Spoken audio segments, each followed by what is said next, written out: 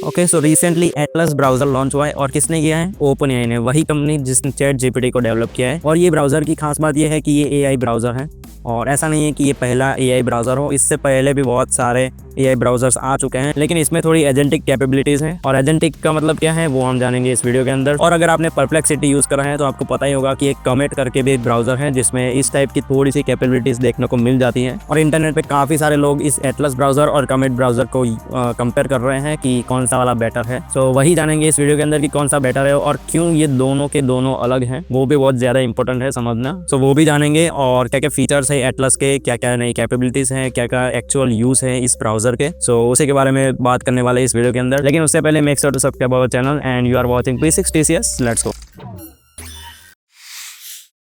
Okay, so start करते हैं chat GPT से, जो कि हमको पता ही है कि वो क्या क्या चीज़ें फीचर्स ऑफर करते हैं।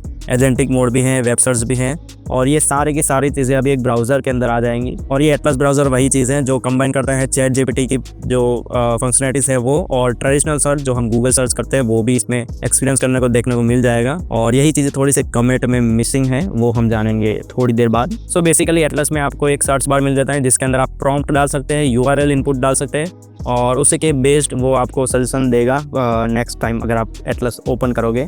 सो आपकी एक्टिविटी के ऊपर मतलब डिपेंडेंट रहेगा कि आपको क्या क्या चीज़ें देखने को मिल जाएगी उसके नीचे सजेशंस में। और ये सारी चीज़ें बाकी ब्राउजर्स भी करते हैं, लेकिन हाँ इसमें एक चीज़ है कि आप जस्ट एक्सप्लेन करके आपको एग्जैक्टली नहीं पता है कि पहले आपने क्या सर्च करा था और आपको वही चीज़ वापस से चाहिए, तो वो अगर आप सिंपल नेचुरल लैंग्वेज में आप समझा दोगे प्रॉम्प्ट के अंदर तो वो चीज़ आपको हिस्ट्री में से उठा कर भी लाएगा। जो ब्राउज़र हिस्ट्री उसके अंदर थी। सो ये एक बहुत ही अच्छी चीज़ है। बाकी मेन फीचर्स की बात करें तो कुछ कोर कैपेबिलिटीज़ जो हैं वो हमको ध्यान में रखनी पड़ेगी और उसमें पहला है AI powered interaction. So left side में साइड बार के अंदर आपको हिस्ट्री और बाकी सारे जीपीटीज देखने को मिल जाएंगे, वही ट्रेडिशनली चीज़ें जो आपको चैट जीपीटी के अंदर देखने को मिल जाती हैं। बाकी अगर आप कोई वेब पेज ओपन करते हो तो राइट साइड से आपको कॉन्टेक्स्ट एनालिसिस करने के लिए भी प्रॉम्प्ट डाल सकते हो आप। सो वो भी एक अच्छी चीज़ है जो काफ़ी सारे ब्राउजर जो है वो प्रोवाइड करते हैं आज के टाइम में। सो उसमें कुछ नया नहीं है, लेकिन नया क्या है तो इनलाइन राइटिंग असिस्ट। तो अगर आप गूगल का जीमेल यूज़ करते हो तो आप सिंपली टेक्स्ट को सिलेक्ट करके उसका टोन वगैरह चेंज कर सकते हो, वही चीज़ें जो हम फ़ोन में करते आ रहे हैं सैमसंग या गूगल के फ़ोन में,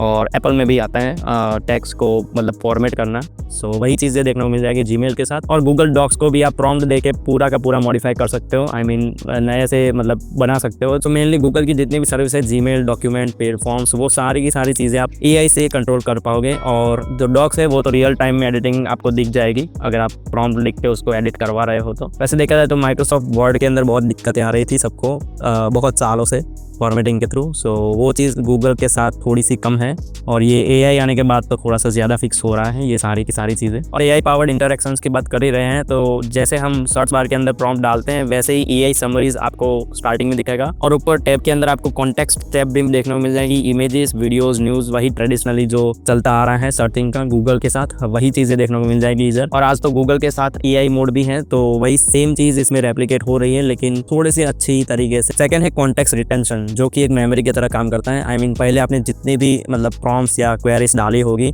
उस सर्च बार के अंदर, वो सारी की सारी उस ब्राउज़र को पता होगी कि कौन से चीज़ें आपने पहले भी ब्राउज़ करी हैं, क्या क्या एक्टिविटी है, उसके बेस्ड आपको वही चीज़ें देखने को मिल जाएंगी। जो आउटपुट देखने को मिल जाता है वो उसके डिपेंडेंट रहेगा, जो भी आप नेचुरल लैंग्वेज में पूछ रहे हो उसको। और जो भी आउटपुट आता है उसके साइटेशंस आप चेक कर सकते हो, कौन से सोर्स से वो लिया गया है, उसको खोल के फिर उसको भी मतलब आप प्रॉम्प्ट दे सकते हो कि इस पेज के अंदर क्या क्या चीज़ें हैं। तो वही चीज़ है कि आप जो भी चीज़ें रिसर्च के लिए कर रहे हो वो चीज़ इसमें हो जाएगी बहुत ही ज़्यादा अच्छे से। सब जगह प्रॉम्प्ट ही डालना है आपको। और ये जितनी भी एक्टिविटीज़ या सर्चिंग आप कर रहे हो इस ब्राउज़र के ऊपर, वो नेक्स्ट टाइम जब आप ये नई टैब ओपन करोगे तो उसके नीचे देखने को मिल जाएगी। ओके, तो थर्ड है टास्क ऑटोमेशन और इसके अंदर ही आता है एजेंटिक कैपेबिलिटीज़। सो सिंपली बताओ एजेंटिक का मतलब क्या है। So action to complete multiple task. So multiple task करने के लिए आप कोई प्रॉम्प्ट देते हो, जैसे कि आपको कोई शॉपिंग की वेबसाइट है वो खुली है और आप कोई प्रॉम्प्ट देते हो जिसमें आप काफ़ी सारी चीज़ें शॉर्ट मतलब आपके पैरामीटर्स उसको बता देते हो प्रॉम्प्ट के थ्रू। सो उसके बेस्ड वो जितने भी आउटपुट्स हैं वो खुद से मतलब जाके चेक करेगा, सर्च करेगा। माउस कर्सर भी आपको देखने को मिल जाएगा जो एआई सर्च कर रहा होता है, वो चीज़ें रियल टाइम में दिखेगी वो सारी चीज़ें। और आप कभी भी पॉज कर सकते हो और कंट्रोल कर सकते हो कभी भी, और इंटरप्ट करके अपने खुद के हिसाब से वो शॉपिंग वगैरह कर सकते हो। सो या वही चीज़ है एजेंटिक कैपेबिलिटीज़ और ऑटोमेशन देखा जाए तो। और ये एजेंटिक फीचर्स के ऊपर ही इंटरनेट के पे बहुत सारे बातें चल रही हैं related to Perplexity Comet versus Chat GPT Atlas, I mean Open AI का एटलस। सो आपको सिंपली भाषा में बताऊँ तो दोनों के दोनों ब्राउज़र जो है वो क्रोमियम बेस्ड है, आई मीन क्रोम के ऊपर बेस्ड है वो, आई मीन उसकी कोड के ऊपर वो उसको बिल्ड करा गया है। और आपको बता दूँ कि ये इंटरनेट पे जितने भी लोग झगड़ रहे हैं कि कॉमेट बेटर है या एटलस बेटर है, तो सिंपली भाषा में बताऊँ तो दोनों के दोनों अलग चीज़ों के लिए बने हैं। सो चैट जीपीटी का जो एटलस है वो सिंपली एक्शन ओरिएंटेड है, आई मीन जो भी चीज़ें आप सर्च करना चाहते हो वो सिंपली वेब सर्फिंग के जैसा ही रहेगा, लेकिन उसके अंदर आप एजेंटिक कैपेबिलिटीज़ का भी फ़ायदा उठा सकते हो। और जो कमेंट ब्राउज़र है वो डायरेक्टली रिसर्च बेस्ड है, आई मीन उसमें प्रोजेक्ट के थ्रू आप सर्च करते हो, आई मीन कोई कॉन्टेक्स्ट आपने पहले दिया है और उसी चैट में अगर आप कुछ चीज़ें बोलते हो तो वो चीज़ें उसके अंदर ही काउंट हो जाएगी। उसमें आप स्पेस बना सकते हो, मतलब डिफरेंट वर्क स्पेस बना सकते हो और उसमें अगर कोई प्रॉम्प्ट डालोगे तो उसके प्रीवियस प्रॉम्प्ट के थ्रू ही उसके आउटपुट्स आपको देखने को मिल जाएंगी। सो वो मेनली रिसर्च पर्पज़ के लिए ज़्यादा यूज़ होगा कमेंट ब्राउज़र और उसको उसी के लिए ही बनाया है। सो इन दोनों को कंपेयर करना उतना ज़्यादा सही नहीं रहेगा, लेकिन फिर भी हम एजेंटिक मोड की बात करें तो एटलस जो है उसमें प्लस प्रो और बिजनेस यूज़र्स हैं उसको ही ये एजेंटिक मोड का फ़ायदा देखने को मिल जाएगा। और अभी मैंने बताया कि एजेंटिक कैपेबिलिटी है वो मल्टी स्टेप एक्शंस हैं जो कि आपको ऑटोमेशन और प्रोडक्टिविटी बढ़ाने के लिए काम आएगा।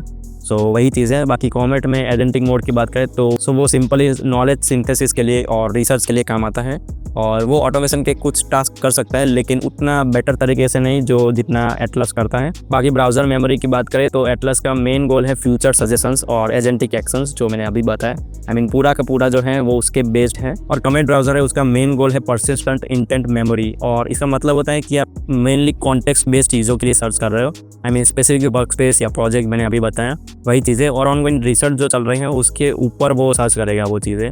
सो आप कोर अगर सर्च करना चाहते हो तो पूरा का पूरा नया वर्क स्पेस या फिर नई टैब वगैरह में आप एक बार कॉन्टेक्स्ट चेंज कर सकते हो प्रॉम्प्ट के थ्रू और वो चीज़ें आपको देखने को मिल जाएगी उसके अंदर। सो उसके अकॉर्डिंग आपको वर्क करना पड़ेगा। और कमेंट ब्राउज़र है वो सारे के सारे यूज़र्स के लिए अवेलेबल है, विंडोज़ या फिर मैक दोनों के लिए, और एटलस अभी के लिए सिर्फ मैक यूज़र्स के लिए अवेलेबल है। और मैं चाहता हूँ कि मैक यूज़र्स जिसने भी एटलस यूज़ करा हो, अगर ना किया हो तो वो भी कर लो, और वो यूज़ करने के बाद ज़रा अपना रिव्यू इस वीडियो के कमेंट सेक्शन में डालना। मैं सारे के सारे कमेंट्स पढ़ता हूँ, सो मुझे भी पता चला कि क्या क्या चीज़ें कुछ मिसिंग रह गई हैं। सो मैं फ्यूचर के वीडियोज़ में भी अपडेट करता रहूँ। बहुत काम के हैं आपके रिव्यूज़, और जहाँ तक मैं ये वीडियो अपलोड कर रहा हूँ तब तक मैंने बहुत सारी चीज़ें ऑनलाइन पे देख ली कि काफ़ी सारे लोग एटलस ब्राउज़र को हेट करने लगे। आई मीन स्टार्टिंग में आया तो बहुत सारा हाइप बनने लगा कि इससे बेस्ट ब्राउज़र नहीं है, इससे मतलब कमेंट ब्राउज़र का अल्टरनेटिव आ गया, ऐसी सारी चीज़ें। लेकिन अभी थोड़ा सा रिवर्स देखने को मिल रहा है, और क्या पता कमेंट ब्राउज़र में भी ये सारी चीज़ें इंप्रूव हो जाए नेक्स्ट अपडेट के अंदर। सो ये सिंपली एआई रेस है, agentic AI race, browser race, जो भी हम बोलना चाहें। So let me know your thoughts on Atlas browser, जो भी मैक यूज़र्स है वो, और सब्सक्राइब करते जाना, और ये वीडियो पसंद आया तो लाइक कर दो, और मैं आपको मिलता हूँ अगले वीडियो में। बाय।